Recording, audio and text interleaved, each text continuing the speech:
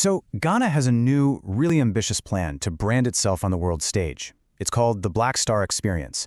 But as the excitement starts to build, there's this critical question that's popping up all over the country. Is this new initiative actually going to succeed, or is it just doomed to repeat the failures of the past? Let's get into it. At the launch, the vision for the Black Star Experience was painted in these really vivid colors.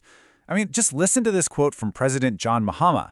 It pictures a future where Ghana is this global hub for culture, for creativity, for tourism. It's an incredibly compelling and ambitious vision, isn't it? And yet, despite that powerful vision, there's this widespread feeling of, déjà vu. A lot of Ghanaians are looking at this grand plan with a pretty healthy dose of skepticism, and they're asking a simple but very pointed question. Haven't we been down this road before? To really understand why, we've got to look back. And that brings us to the ghost that's kind of haunting this new project, the failed promise of an initiative that was called Brand Ghana.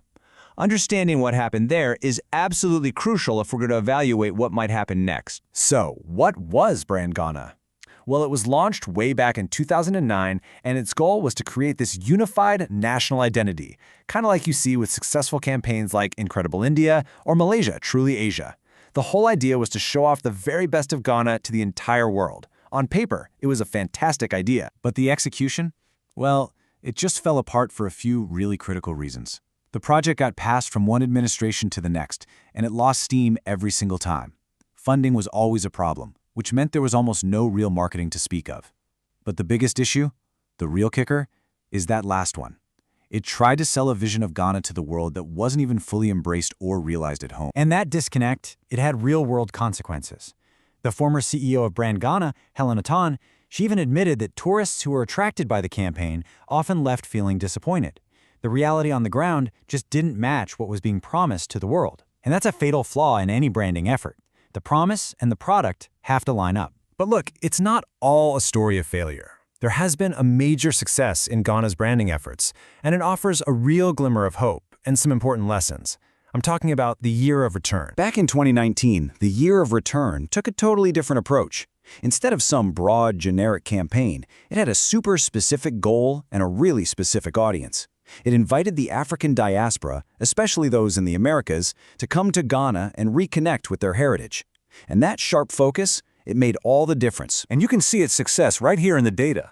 The Year of Return and its follow-up, Beyond the Return, had a tangible economic impact. Tourism revenue saw a huge jump, going from $3.3 billion in 2019 to $3.8 billion by 2023. This proves that when these things are done right, they can deliver some very real results. So this brings us right back to the central question. We have the lessons from the failed Brand Ghana on one hand and the successful Year of Return on the other. So how does this new Black Star Experience stack up? Is it going to learn from the past, or is it just doomed to repeat it? And this is where that skepticism really starts to feel justified. When you put the goals of Brand Ghana and the Black Star Experience right next to each other, the resemblance is, well, it's striking. They both talk about highlighting culture and leveraging influence. The language is grand, it's ambitious, but boy does it sound worryingly familiar. All of this leads to a set of huge unanswered questions. Like, who's actually running this thing? Is there a clear structure in place that isn't just political? How are we going to measure success? What are the actual numbers we're aiming for? And maybe the most important question of all, what's the plan to make sure this project survives a change in government? The very thing that killed its predecessor. At the end of the day, it all comes down to bridging that gap between promise and reality.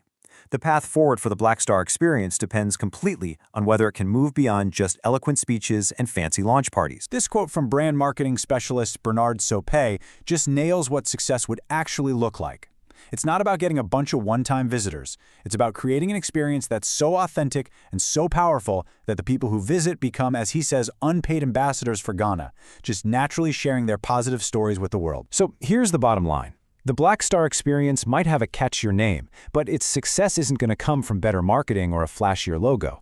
It's going to be decided by whether its architects have truly learned the hard lessons from Brand Ghana's failure. The question is still out there. Is this a new chapter, or is it just the same story with a different cover?